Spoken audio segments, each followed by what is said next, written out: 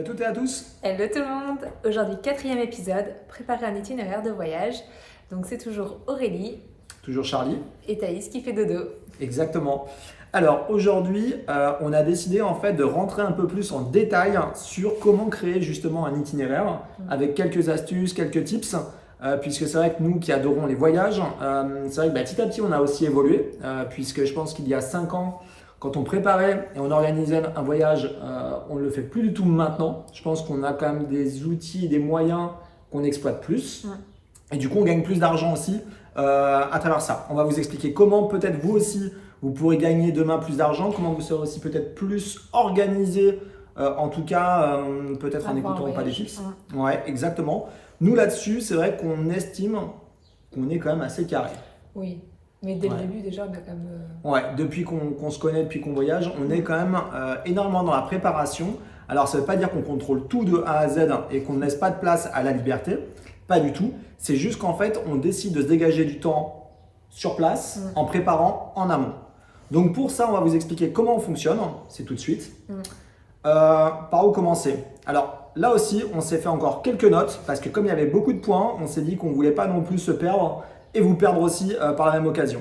Donc déjà, la première chose à faire, c'est, on avait parlé de l'application Travel Spend qui est écrit et qu'on retrouve sur un post, si vous voulez, un peu plus bas sur Instagram. Mais, de toute façon, on mettra tout dans les commentaires. Exactement, comme ça, vous pourrez directement retrouver l'application. Cette application, c'est une application qui va être super utile pour vous, puisque vous allez pouvoir enregistrer en fait toutes vos dépenses dessus. Alors, celles que vous allez soit prévoir avant de partir, soit une fois sur place. Et également, vous allez rentrer votre budget. Parce que c'est vrai qu'on a tous un budget en fonction de nos voyages. Et donc là, vous, si vous avez un budget de 500, de 1000, de 2000, 3000, 4000 euros, vous le rentrerez directement. Et ça vous permettra, en fait, vous allez voir, il y aura un décompte. Petit à petit, plus vous allez rentrer vos dépenses, avion, hébergement, restaurant et tout le reste, plus ça va descendre et plus ça va vous stresser aussi. Parce que vous saurez exactement ce qui vous reste. Mais c'est vraiment super.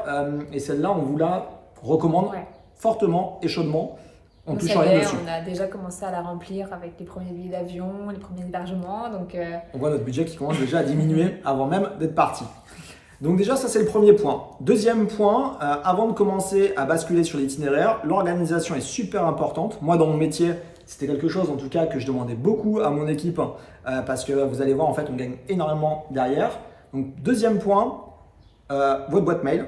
Vous allez tout de suite, en tout cas au moment où vous allez créer votre voyage, créer des sous-dossiers. Déjà, au niveau des archives, dans votre boîte mail, que vous soyez sur Outlook, sur Gmail ou autre, vous pouvez créer des dossiers. Premier dossier que vous allez créer, c'est le nom du pays où vous vous projetez d'aller en voyage. Donc si par exemple, on va prendre l'exemple de Namibie, qu'on a déjà tout organisé et planifié. Si c'est la Namibie, vous créez un dossier de Namibie. Dans ce dossier Namibie, dans vos mails, vous allez créer un sous-dossier. Ces sous-dossiers, ça va être hébergement, ça va être transport, ça peut être activité. Devis également. Ça en fait 4. Pour le coup, je vous ai évité de trop en faire parce que des fois, de trop faire de catégories, ça peut vous perdre. Mais par contre, de bien les dissocier les uns des autres, ou les unes des autres plutôt, ça va vous permettre, vous allez voir, de gagner du temps. Pourquoi? Parce que quand vous allez commencer à recevoir des mails et notamment à réserver des hébergements, réserver peut-être des billets d'avion, des vols internes aussi, ou des trains, ou alors des activités, vous allez recevoir plein de mails. Mais ces mails-là, en fait, ils vont se confondre avec tous vos mails que vous recevez aussi habituellement de pubs. Je vais passer tous les noms, mais il y en a certains, je pense, qui reçoivent des fois 2-3 par jour comme moi, ou des fois 30 ou 40 comme Aurélie. On ne dira plus rien, on s'arrête là, c'est pas le sujet. Mais en tout cas, pour vous, ça va vraiment vous permettre de bien vous organiser. Dès que vous recevez un mail, du coup, par exemple, du transport, on va dire d'un billet d'avion, vous le traitez. Déjà, vous enregistrez vos dépenses sur Travel Spend, comme on disait. Et puis ensuite, une fois que c'est bon, c'est activé pour vous, vous le basculez sur la partie transport dans vos archives. Ça va vous permettre, peut-être quelques jours avant le départ ou le jour J ou s'il y a quoi que ce soit, de pouvoir très vite retrouver en fait ce mail et d'éviter de perdre du temps en fait sur place à taper et à rechercher dans vos mails. C'est stressant, donc on évite le stress, on organise tout avant. Et je rajoute quelque chose, mais ce serait un dossier à part où si vous faites qu'un seul pays, vous pouvez le rentrer aussi dans la Namibie, mais un dossier pour tout ce qui va être documents administratifs, genre les passeports, Exactement. Ça je aussi. pense que c'est pas mal d'avoir un numérique sur votre mail. Ouais, exactement. Nous, c'est quelque chose qu'on fait et ça, en fait, ce dossier-là, vous le garderez tout le temps. Vous vous envoyez tout par mail avant et au moins s'il manque quoi que ce soit derrière, bah, vous aurez tout avec vous. Le jour J, ce sera très facile à retrouver. Ça, c'est des petits tips qui sont vraiment liés à l'organisation, qui ne vont pas vous faire gagner d'argent, mais qui sont pour le coup assez importants. Ensuite, après ça, on continue sur, on va dire, alors, attendez juste, on regarde, parce qu'on a tous nos points qui ont disparu. L'achat du guide. L'achat du guide, exactement. Nous, en fait, on est très guide. On vous a dit sur les précédentes vidéos qu'on achetait l'OmniPlanet et pour l'occasion, donc sur ce tour du monde, l'OmniPlanet a décidé de nous accompagner parce qu'on avait fait une demande. Mais si on ressort, nous en tout cas de l'OmniPlanet, il y en a plein. Il y a le Routard, il y a le Petit Futé et d'autres également. Ça, c'est vraiment vous et vos affinités en fonction des guides. Mais je sais qu'il y a quand même une certaine génération qui décide ou qui préfère se passer de guide. Nous, on recommande. Pourquoi? Parce que déjà, ça permet en fait de s'imprégner de la culture du pays. Dans les guides, il y a vraiment une partie à chaque fois pour tous sur l'histoire du pays, sur l'actualité aussi récente, sur l'argent, sur leur façon de vivre, la culture. Il y a vraiment plein de sujets super intéressants. Et déjà, avant de partir, ça vous permet, vous, de vous imprégner de tout ça. Donc, je pense que c'est très intéressant. Et après, vous allez voir là où on veut en venir, c'est que dans le guide, ça va vraiment traiter en fait de toutes les régions en fonction, c'est très souvent classé par région du pays. Et bien sûr, tout ce qu'il y a à faire, à voir, et après également la partie hébergement et restaurant. Quand vous allez acheter votre guide, peu importe la marque, ce qu'on vous conseille, c'est bien effectivement de le faire bien en amont, dès que vous pouvez, on va dire. Si c'est plusieurs mois avant, tant mieux. Ça vous verrez, ça va vous soulager en termes de préparation. Et ce que vous allez faire, c'est dès que vous allez commencer à lire ce guide, priorité numéro 1, vous allez aller sur, alors on va citer Google Maps, mais vous pourriez le faire également sur Maps.me. Nous, c'est vrai que pour l'anticipation et l'organisation, on travaille avec Google Maps. Pourquoi? Parce qu'en fait, il y a tellement d'informations dessus que vous allez voir, c'est quand même assez utile. Donc sur Google Maps, en fait, dès que vous allez avoir donc, des points qui vont vous intéresser dans votre guide. Des coups de cœur, voilà, vous savez que c'était vos favoris. Ouais, vous lisez, vous dites celui-là, c'est vraiment mon coup de cœur. Impérativement, je veux le voir. Hop, vous allez sur Google Maps. Vous créez un compte Google si vous n'en avez pas. On va vous expliquer pourquoi, parce que ça va vous permettre de créer des favoris et de garder en fait votre itinéraire à vie en fait dessus et même de pouvoir le partager si vous souhaitez dans votre famille ou avec d'autres amis. Ça, c'est super pratique. Donc, vous créez votre compte Google et donc vous allez sur Google Maps. Là, vous enregistrez en fait, vous tapez le nom du lieu. Par exemple, si c'est sur la Namibie, puisqu'on va rester sur l'exemple de la Namibie pour que ce soit clair, Death Valley, exactement. Vous tapez Death Valley et vous allez voir en fait, ça va apparaître. Il y aura peut-être d'autres propositions également, puisque des fois ça va être écrit parking Death Valley, et ainsi de suite, ou des spots pour observer le coucher de soleil, ainsi de suite. Vous enregistrez en fait le lieu. Je confonds, Death Valley, ça va être la mort aux États-Unis, c'est Death Valley.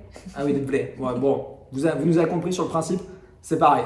C'était elle qui a fait l'erreur et moi je l'ai reprise. Donc oui, en gros, ce que vous faites, c'est que vous excusez-moi parce que du coup, elle m'a perdu, c'est pour ça. Mais allez, on repart. En fait, ce que vous faites, c'est que vous enregistrez votre coup de cœur. Vous allez voir, en fait, il y a un petit onglet qui est enregistrement. Une fois enregistré, je crois, une fois que vous avez justement tapé le nom. Et en fait, quand vous enregistrez, il vous propose plusieurs choses. Vous, si c'est vraiment un coup de cœur, mettez coup de cœur. Non, c'est favori. Favori. Voilà. Là aussi, c'est pareil. On est organisé comme vous pouvez le voir. Donc, c'est favori. Et là, en fait, ça fait un cœur. C'est pour ça que je disais coup de cœur. Et ça, vous allez le faire pour tous les lieux vraiment que vous souhaitez impérativement voir. Vous allez voir dans votre guide, il y a plein d'autres lieux que vous avez vraiment envie de voir, mais qui ne sont pas non plus indispensables. Et si vous n'avez pas le temps, vous vous direz, bon, tant pis, je suis prêt à passer à côté. Là, ici, vous allez en fait toujours les mettre dans Google Maps, mais à visiter. C'est à visiter, c'est un petit drapeau vert. Et là, en fait, cela, ça vous permettra de pouvoir différencier quand vous aurez votre carte sur votre téléphone ou sur votre tablette ou sur votre ordinateur, de pouvoir voir en fait la différence des cœurs rouges et des points verts. Ça, c'est pour tout ce qui va être lieu et choses à voir. Ensuite, vous pouvez faire la même chose avec les hôtels. Vous allez voir, en fait, il y a une partie, un petit logo également qui est hébergement. Ouais. Et donc là, vous pourrez en fait identifier tous les hébergements où vous souhaitez pourquoi pas aller. Et pareil, les identifier sur la carte. Ça va commencer, vous allez voir, à remplir un peu votre carte et avoir des petites choses sympas ou pas visuellement. Ou inversement, si vous faites d'abord tout votre livre avec justement les favoris, les lieux à voir, de voir après ensuite si votre carte elle est plus lisible et de voir les hébergements qui se trouvent aux alentours sur la carte. Exactement. Dans l'autre sens. Ça, c'est quelque chose que nous, on fait beaucoup une fois qu'on a vraiment tous nos cœurs et tous nos petits drapeaux verts. On zoome sur Google Maps et on regarde un peu tous les hébergements autour. Vous allez voir, ça vous permet d'avoir quand même toute une liste et puis d'aller chercher plus facilement après où est-ce que vous allez dormir si vous prenez un hôtel ou un lodge ou un motel ou ce que vous voulez. Donc voilà, ça c'est vraiment hyper important parce que vous allez identifier les hôtels. Alors Et ici, les restaurants. Et les restaurants. Alors pour créer les restaurants, vous allez voir, vous pouvez ajouter une liste sur Google Maps. Quand vous allez ajouter une liste, vous pouvez mettre le nom que vous voulez. Donc nous, on a mis restaurant parce qu'on aime bien se noter des fois quelques restaurants ou en tout cas lieux où on peut manger à emporter qui sont recommandés. Qu'on ait bons avis, quoi. Ouais, exactement. Donc là, on a créé cette liste-là et on l'identifie et ça fait aussi un petit On rond. revient toujours à la bouffe. Ouais, exactement. On revient souvent à la nourriture avec Aurélie. Donc voilà, vous avez tous ces points qui vont commencer à arriver partout. Une fois que votre guide est lu, nous, ce qu'on fait toujours après ça, c'est qu'on bascule sur plein de choses. On bascule sur des blogs. Alors, c'est vrai qu'on aime bien suivre quelques blogs en particulier. Nous, ce qu'on vous conseille, par exemple, c'est de taper, pour notre exemple, Namibie blog. Vous allez voir sur Google, vous allez avoir toute une liste qui va apparaître. Et là, c'est de commencer un peu à lire, à s'intéresser un peu à tout ce qu'il y a d'écrit, à prendre ce qu'il y a à prendre, à mettre de côté ce qu'il y a à mettre de côté, parce qu'il faut toujours prendre du recul. Tout reste subjectif, comme nous, en fait. Ce qu'on vous dit, c'est toujours aussi à prendre avec du recul parce que c'est c'est notre vision à nous, c'est notre organisation. Oui, il y en a qui sont plus freestyle et qui préparent rien. Et puis il y en a qui seront encore plus forts que nous, bien mieux organisés. Donc ça, c'est vraiment en fonction de nous. Mais en tout cas, nous, on vous partage parce qu'on trouve ça plutôt intéressant et peut-être pertinent.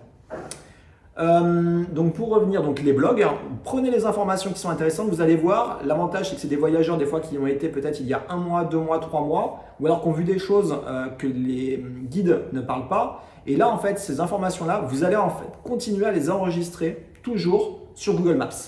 Et vous allez compléter en fait ce que vous aviez déjà mis avec les guides. Et vous allez continuer la même chose avec Instagram, qui est une source pour moi d'informations et surtout pour toi. Ça, tu travailles beaucoup là-dessus aussi. Ouais, c'est une source d'inspiration et c'est vrai que des fois ça va être des petits lieux qui sont pas forcément notés sur les guides et qui sont assez photogéniques et qui des fois on passe juste à côté, donc ça serait dommage de ne pas passer voir. Donc ça peut être aussi un petit plus, quoi. Ouais, exactement. Toi, ce que tu fais, c'est que tu aimes bien par exemple sur Insta taper juste, par exemple si on prend Bali, tu vas taper Bali ou tu vas taper Ubud. Oui, et après du coup j'ai plusieurs photos. Et après, je clique sur une, je découvre un compte, par exemple, et du coup, qui sont actuellement, par exemple, à Bali. Et donc, ça permet de voir des lieux, et ainsi de suite. Ça, c'est un peu une toile d'araignée, mais voilà, on trouve des pépites des fois, donc c'est plutôt pas mal. Intéressant, parce que vous allez voir après, ça vous amène à un compte, et sur ce compte-là, il y a des stories permanentes ou des posts, et ça va être assez précis, ils vont décrire plein de choses. Et en plus de ça, on a quand même une chance maintenant avec Instagram, c'est si c'est dans une langue étrangère, que ce soit en espagnol, en italien, en allemand, en anglais, peu importe, et vous ne parlez pas cette langue, vous pouvez traduire directement, c'est afficher la traduction. Vous verrez tout en bas de la description du post. Et là, en fait, ça vous bascule automatiquement sur la langue de votre pays. Donc pour le coup, en français. Pareil pour les stories permanentes. Maintenant, de plus en plus, si vous regardez, vous pouvez directement afficher la traduction. C'est-à-dire que même si c'est une story qui est en langue étrangère, vous pourrez en fait avoir cette traduction. Donc ça, c'est quand même super pertinent aussi. Vous verrez, c'est écrit en haut à gauche, afficher la traduction. Donc voilà, c'était un petit tips aussi sur ça. Et je rebondis juste, quand on lit aussi le livre, le guide, c'est vrai qu'on note aussi, nous, sur notes, tous les points qu'on veut faire, pour justement aussi que ce soit plus lisible avec des choses qu'on peut voir et sur les blogs et sur le guide, pour ensuite après pouvoir faire un roadbook. Oui, plus tard. Alors, par rapport à ça, c'est très bien que tu en parles parce qu'il y a quelque chose aussi qu'on fait qui est vraiment super pertinent sur Google Maps. Quand on vous disait tout à l'heure de pouvoir enregistrer en fait vos coups de cœur, vos points à visiter, vos restaurants ou vos logements sur la carte, vous allez voir, vous avez écrit un endroit, c'est écrit commentaires. Vous pouvez ajouter des commentaires quand vous allez enregistrer en fait le point sur la carte.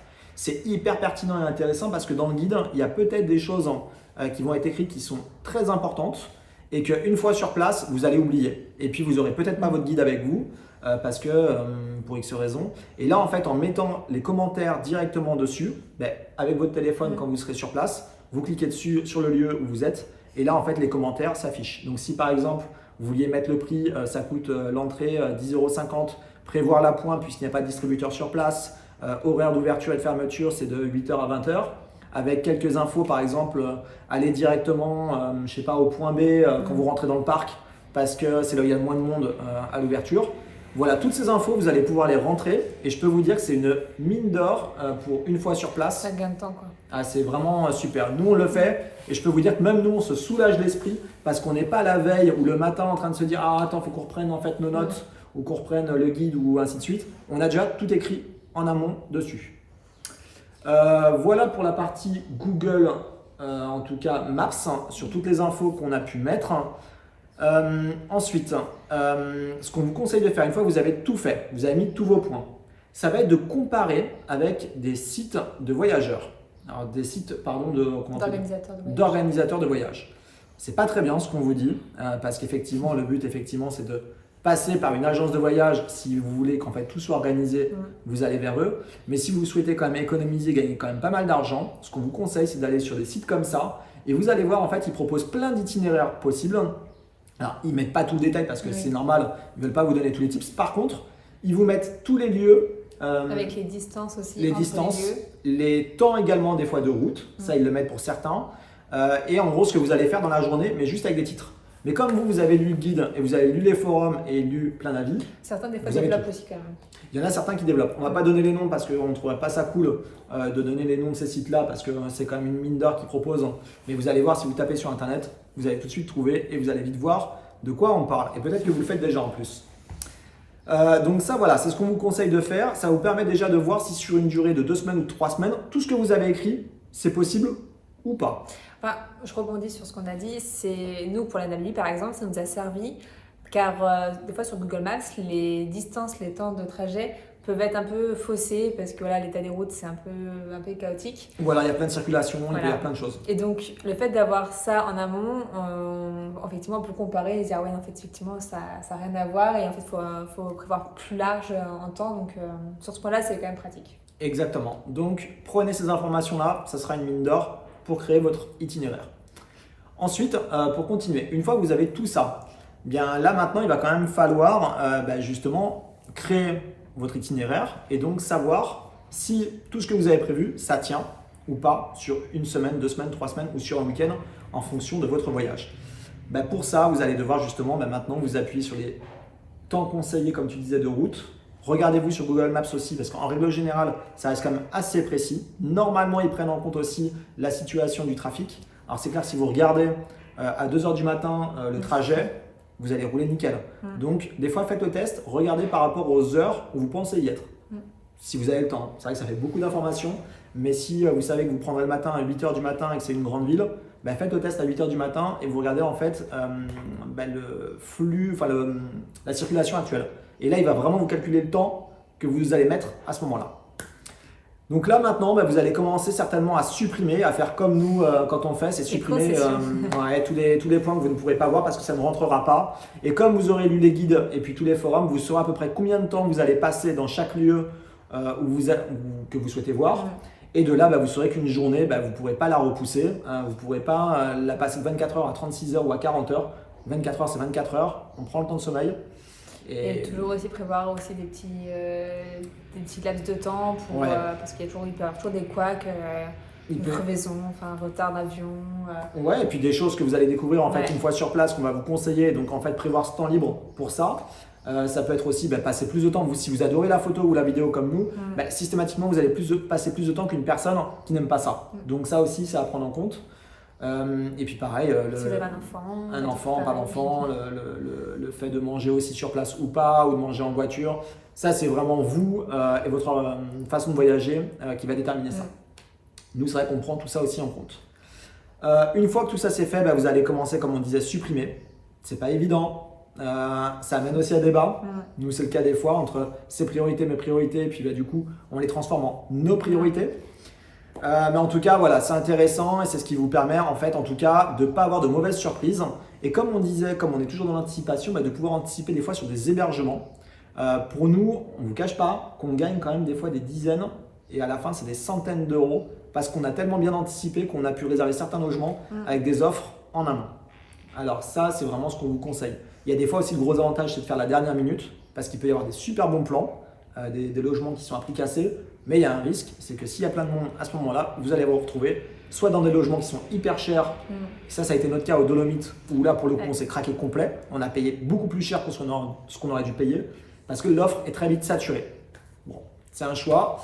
Des fois, c'est payant, des fois, c'est pas payant. À savoir, voilà, si vous êtes en haute, moyenne ou basse saison, ça joue aussi, quoi. Ouais, exactement. Si vous savez que vous êtes en haute saison, réservez un peu à l'avance si vous pouvez. Moyenne, franchement, pas de stress. Normalement, vous êtes bon. Et basse, bon, là, j'en parle même pas.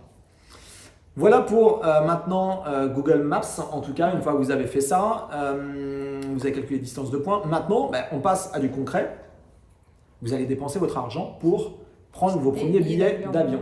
Alors, très souvent, ça sera billet d'avion parce que vous allez partir loin. Mais si vous partez, je sais pas moi, à l'île de Ré ou à Saint-Jean-de-Mont et que vous êtes en France, bon, là, privilégiez quand même soit le train ou la voiture. Mais si vous prenez l'avion parce que vous partez dans un pays étranger, ce qui a de grandes chances, là, on va vous donner un conseil, vous allez voir, je pense qu'on peut peut-être vous faire gagner des euros. Et on ne gagnera rien dessus en plus. Et on fera des heureux. Exactement. On est quand même pas mal. On est chaud patate là aujourd'hui. Ouais, c'est placé, c'était pas prévu. C'est de l'impro. Alors, pour ça, ce qu'on vous conseille de faire, Google Voyage. Je ne sais pas si vous connaissez. Google, ils sont très forts. Nous, on passait par plein d'applications. Skyscanner, Kayak, enfin, on pourrait vous en citer plein. On ne va pas le faire. Mais Google Voyage, au jour d'aujourd'hui, c'est celui qui est le plus précis et pertinent parce qu'il prend tout en compte. Google, c'est un moteur de recherche. Et en fait, toutes les informations de Skyscanner ou de Kayak ou alors des compagnies en direct sont obligées de passer par Google pour vous donner les informations à vous. Donc en fait, en passant vous directement sur Google Voyage, en fait, vous avez tout immédiatement avec les super tarifs. Google Voyage, ils n'ont pas d'application. C'est directement en tapant Google Voyage, vous allez voir. Vous allez arriver sur une page où c'est écrit vol, hébergement, il y a location de voiture, il y a différentes choses, vous allez voir. Et ce que nous, on a fait sur nos téléphones, c'est qu'on a créé un raccourci sur notre téléphone. Donc là, vous faites enregistrer sur votre page d'accueil, une fois que vous êtes sur Google Voyage. Et ce qui fait que ça fait comme si c'était une application. Quand vous allez cliquer dessus sur votre téléphone, ça vous amène directement à la page et ça ne met même pas Internet. Enfin, ça ne met même pas un moteur de recherche ou autre. Ça se met directement dessus, il n'y a que ça. Ça, c'est vraiment un conseil. Nous, ça marche très bien sur l'iPhone, donc avec Apple. Sur Android, je crois que c'est la même chose. Vous pouvez également créer en fait un raccourci directement sur votre page d'accueil. Donc ça, faites-le impérativement parce que vous allez voir, ça va vraiment vous servir. Une fois que vous êtes sur Google Voyage, là, vous allez en fait sélectionner le nombre de personnes, bien sûr, les dates. Et là, le gros avantage de Google Voyage, c'est que vous allez voir, au moment où vous allez sélectionner les dates, vous allez avoir tous les prix qui apparaissent pour chaque jour. Donc déjà, d'un premier coup d'œil, vous allez voir si c'est plus intéressant de partir le lundi ou le mardi ou le mercredi, si vous pouvez bien sûr, et gagner peut-être déjà une cinquantaine, centaine, 200, 300, 400 euros. Vous allez voir, ça peut vraiment vite avoir un écart. Tout ça en un coup d'œil. Une fois que vous avez sélectionné les dates, on est bon, vous allez avoir toutes les propositions de prix en fonction justement des offres. Il va y avoir du last minute, il va y avoir du kayak, il va y avoir des compagnies en direct, il va y avoir du Skyscanner, il va y avoir tout qui vont apparaître en direct. Et de là, vous pouvez comparer les heures et puis s'il y a des escales. Chose importante aussi. Une fois que ça, et les bagages aussi, si c'est inclus, pas inclus, enfin il y a vraiment tout. Une fois que ça, vous avez, ce qu'on vous conseille, notez sur votre téléphone ou notez sur un papier crayon, avec un papier crayon, le prix. Vous notez également le vol. Et ensuite, vous allez faire autre chose. Et là, c'est là maintenant où on en vient. On va peut-être vous faire gagner de l'argent. Comment? Là, vous nous attendez. Ne vous inquiétez pas, on ne va pas attendre une demi-heure pour vous le dire et vous le proposer. On le fait maintenant, c'est now. On fait un peu d'anglais en plus. Donc, ce que vous allez faire, c'est que si on va prendre un Paris-Bali. C'est un super exemple parce qu'on a gagné plusieurs centaines d'euros comme ça.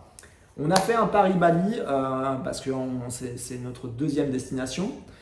Donc, on avait regardé au début pour aller à Bali en direct de Paris. Et là, en fait, les prix étaient intéressants au départ. C'était à 820, 850 euros. Pour nous trois, les simples. Pour nous trois, en aller simple. Et en fait, en l'espace de 2 jours, on a fait l'erreur de ne pas prendre les billets comme on vous avait dit, je crois, dans la précédente vidéo. Et c'est passé tout de suite à 1300 et quelques euros. En gros, il y a une augmentation de 500 euros. Donc là, on s'est dit, aïe. Et quand on regardait sur Internet, sur tous les comparateurs, c'était tous pareil, que ce soit en direct, même avec escale ou autre. Et de là, ce qu'on a fait, et ça, c'est un super conseil parce que maintenant, on le fait tout le temps et je peux vous dire qu'on a encore gagné, je pense, avec les réservations qu'on a faites, à peu près entre 300 et 400 euros en l'espace de quelques jours comme ça. Vous allez en fait regarder entre Paris et du coup Bali, si je prends l'exemple de Bali, quels sont les pays qui sont à côté de Bali ou au milieu. Et peut-être pourquoi pas en fait créer une escale et c'est vous qui allez créer l'escale. Comment? Vous allez prendre 2 vols simples, enfin en tout cas 2 allers-retours ou 2 vols simples, tout dépend. Vous allez prendre pourquoi pas un Paris-Singapour et ensuite vous allez regarder sur Google Voyage Singapour-Bali. Vous allez voir, le cumul des deux des fois coûte beaucoup moins cher que si vous faisiez juste un Paris-Bali. C'est comme ça. Pourquoi? Parce que peut-être que vous allez passer par 2 compagnies différentes, peut-être que eux, leur système de calcul dans leur logiciel font qu'un Paris-Bali, du coup, ils récupèrent un peu plus d'argent en le faisant comme ça que si vous le faisiez séparément. Vous allez faire ça vous allez faire plusieurs tests. Donc là, si on reste sur Paris-Bali, vous allez faire donc un Paris-Singapour, Singapour-Bali, un Paris-Bangkok, Bangkok-Bali, un Paris-Kuala Lumpur, Kuala Lumpur-Bali, Paris-Dubaï, Dubaï-Bali. Et vous allez en fait noter pareil, toujours les prix. Et puis, pourquoi pas, les temps de trajet, les escales, tout ça, sur papier. Et vous allez comparer. Et de là, nous, c'est comme ça qu'en faisant un Paris-Singapour, Singapour-Bali, on est redescendu à un prix de 790 euros pour nous 3, en aller simple. Et on gagne en plus.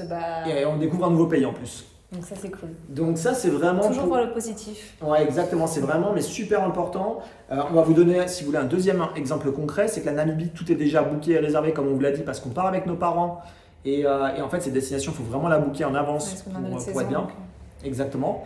Et en fait, comme on partait à ce moment-là de Malaisie, ce qu'on a fait, c'est qu'on a regardé donc Kuala Lumpur, Namibie. Les billets étaient à peu près à 1700 euros, si on ne dit pas de bêtises. Donc c'était assez cher. Et en fait, on a regardé plein de destinations. On a regardé du Kuala Lumpur, Dubaï, Namibie. Enfin, on a fait plein de tests. Franchement, c'était assez cher. Et en fait, on en a trouvé un. Donc là, c'était vraiment en saisissant un par un à chaque fois des pays comme ça. Paris, Johannesburg, Kuala Lumpur, pardon, Johannesburg, Namibie. Alors je dis Namibie, mais c'est Windhoek, c'est la capitale de la Namibie. Et en fait, comme ça, on a gagné à peu près un peu plus de 500 euros, 600 euros, je crois, on a gagné, en créant nous-mêmes en fait notre itinéraire. Donc je ne sais pas si on s'est bien fait comprendre, si j'ai été assez clair, peut-être pas. Si je ne l'ai pas été, ce sera l'occasion de mettre en commentaire, de dire Charlie, on n'a rien compris à ce que tu as dit. J'aurai un carton rouge. C'est fini. C'est ça, je me prendrai une morale par Aurélie à me mettre un bon carton rouge. Et du coup, je verrai comment je reformule tout ça. Mais en tout cas, voilà, n'hésitez pas à créer vous-même vos itinéraires en fonction de la carte, en regardant les pays qui sont à proximité de créer une escale. Et puis en plus de ça, comme tu disais tout à l'heure, ça peut être une super opportunité pour découvrir des pays à proximité et de rester, de dire pourquoi pas on va rester 2 ou 3 jours dans ce pays et puis le découvrir. Voilà, sur Google Voyage, vous nous remercierez plus tard si vous gagnez quelques euros ou pas. Donc maintenant, on bascule sur la réservation des hébergements. Ouais, qui est super importante. Alors là aussi, on peut vous faire gagner quelques euros. Nous, on en a gagné quand même pas mal. C'est trop sympa en fait. Ouais, franchement, faudra nous remercier ou pas, si vous n'avez pas envie. Pour les logements, c'est la même mécanique. Vous allez en fait, si vous savez par exemple quel logement vous voulez, vous allez directement taper le nom du logement sur Google. Vous allez voir sur Google en fait, normal, pas sur Google Voyage, sur Google normal. Vous tapez le nom de l'hôtel, le nom du logement. Et vous allez voir en fait, ils vont vous proposer des dates automatiquement. Donc là, vous rentrez les dates à laquelle vous êtes, au moment où vous êtes pour ce logement-là. Et ils vont vous proposer tous les tarifs de toutes les plateformes de réservation possibles, que ce soit du Booking, du Agoda, je sais pas moi, Trivago. En fait, ils vont tout vous mettre. Il peut y avoir des fois 10, 20, 30 plateformes qui vont proposer avec tous les tarifs par nuit. Là, ça va être hyper important. Nous, on vous conseille de privilégier ça. Pourquoi? Parce que nous, par exemple, on est très Booking et très Agoda. On est en membre Genius, c'est-à-dire que normalement, on a des promos. Et des fois, en passant sur Google comme ça, on a des meilleures offres qu'en passant sur Booking avec l'offre Genius. Alors, c'est une arnaque. Je ne sais pas comment ils se débrouillent. Je pense que c'est des techniques pour eux, en tout cas.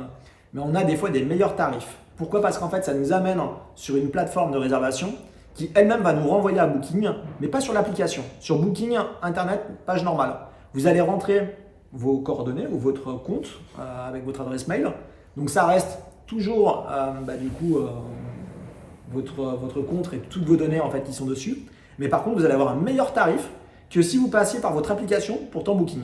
Donc c'est très paradoxal, c'est très étonnant. Nous, ça nous étonnait, on ne comprenait pas. Mais c'est comme ça. Mais en tout cas, en faisant Google, le nom de l'hôtel, les dates, vous allez voir, vous allez gagner quelques euros. Nous, franchement, on cumule. On gagne des fois 5 euros, 7 euros, 8 euros, 10 euros, 4 euros. Mais quand on cumule tout, et surtout pour nous, pour un tour du monde, il n'y a pas de petites économies. Il y a aussi Airbnb du coup qui est à l'étranger qui peut être pas mal si vous voulez faire plutôt chez l'habitant ou même voilà, des logements un peu atypiques ou tout ce qui est logement atypique, c'est super intéressant pour Airbnb, clairement. Un petit peu nous, Bali c'était quand même principalement du Airbnb. Ouais, on a moite-moite je pense. On a moite-moite Airbnb et Agoda Booking. Et voilà, c'est notre plateforme, du coup là il n'y a pas de comparatif. Mais... Non, il n'y a pas de comparatif. Ils n'apparaissent pas toujours effectivement. Très souvent, ils sont un peu en exclu entre guillemets parce qu'ils ne peuvent pas être sur d'autres plateformes. Même si Booking de plus en plus et Agoda commencent à les intégrer aussi. Mais ils sont des fois que sur Airbnb. Donc comparez un peu tout. Ça c'est sur la partie logement et hébergement. Ensuite, il y a tout ce qui est location de voiture. Alors peut-être que vous n'allez pas en louer, mais si vous en louez, comme nous dans certains pays, là ce qu'on vous conseille de faire… c'est vrai que c'est la Namibie. Ouais, la Namibie. Alors là, clairement, il y a des sites de comparateurs. Attention, on a testé, c'était pas toujours les meilleurs prix qui arrivaient. Nous, ce qu'on a fait, c'est qu'on a tapé location de voiture, enfin location 4x4 Namibie. On avait tous les sites un par un qui sont apparus. Et là, ce qu'on a fait, c'est qu'on s'est fait un tableau à l'ancienne, papier, crayon. Ça fonctionne toujours. Vous notez tous les noms, tous les noms des agences de réservation. Et là, ce que vous faites, c'est que vous faites des devis. Alors, ce que nous, on fait, c'est qu'en fait, on va des fois sur Google Traduction, ou alors des fois, on écrit directement sur en anglais, des fois pour vérifier un peu notre anglais, parce que des fois il n'est pas toujours hyper exact, on fait quand même un Google Traduction pour être sûr qu'on n'a pas mis de bêtises. Une fois que vous avez fait un mail type avec toutes vos demandes, vous mettez vos dates, vous mettez du coup votre demande, s'il y a des besoins bien spécifiques, les conditions, enfin voilà, vous faites votre mail type de devis et vous faites un copier. Pourquoi ? Parce qu'en fait, ce copier-coller que vous allez faire après, vous allez le faire pour toutes les agences. Et ça, c'est un gain de temps énorme parce que ça va déjà vous éviter de réécrire à chaque fois un mail en reprenant les dates, en faisant ainsi de suite tout ce qu'il faut faire.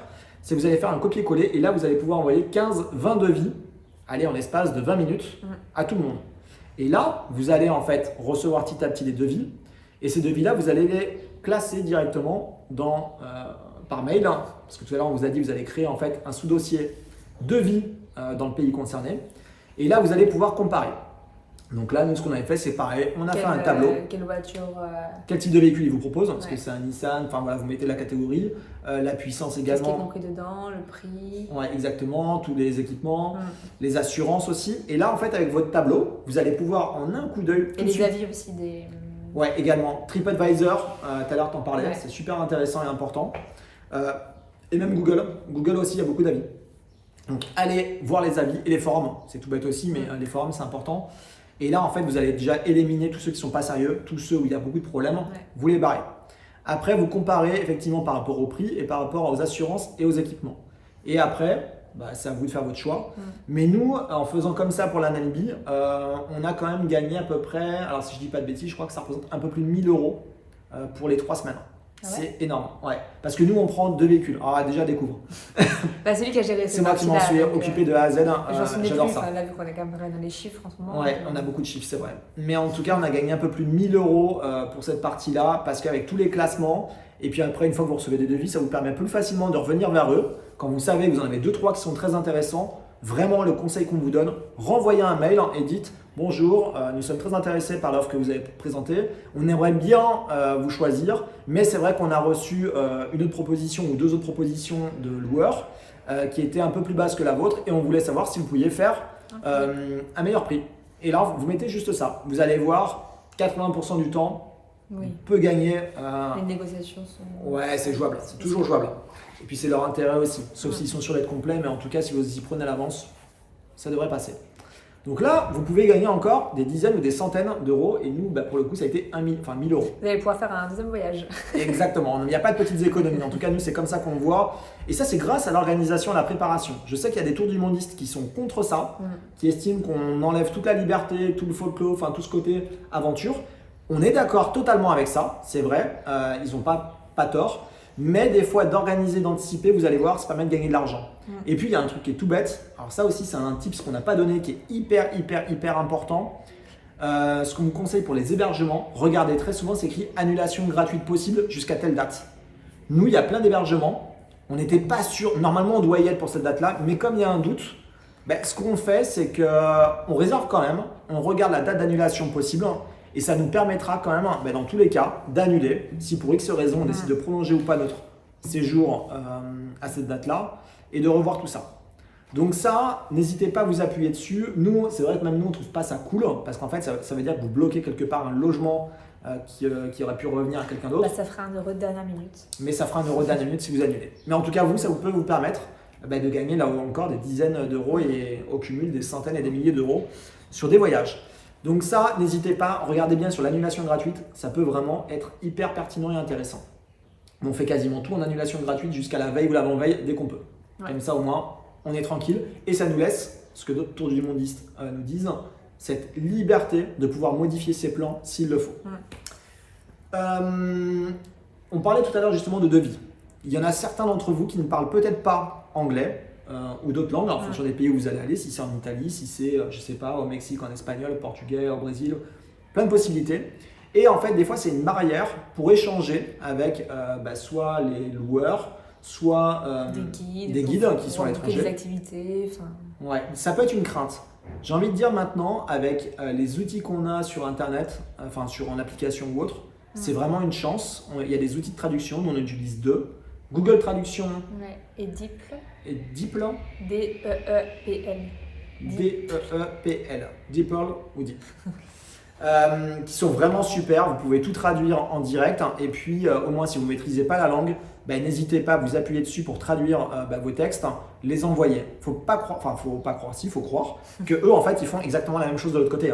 C'est-à-dire que des fois vous pouvez écrire en français, c'est pas non plus un souci et vous allez voir que eux ils vont traduire également. Ils vont vous refaire un mail, vous allez recevoir, vous allez dire c'est quoi toutes ces fautes parce qu'ils ont fait la même chose. Ça, et il y a aussi autre chose que nous on fait de temps en temps sur des sites internet.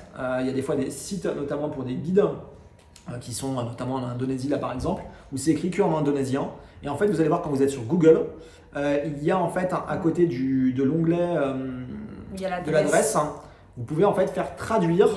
Il y a un A majuscule et un A minuscule. Exactement. Vous appuyez dessus, vous pouvez traduire en français et là, tout en fait le site. Il n'y a pas longtemps. Je lui ai montré, elle me dit mais pourquoi tu m'as pas montré ça avant?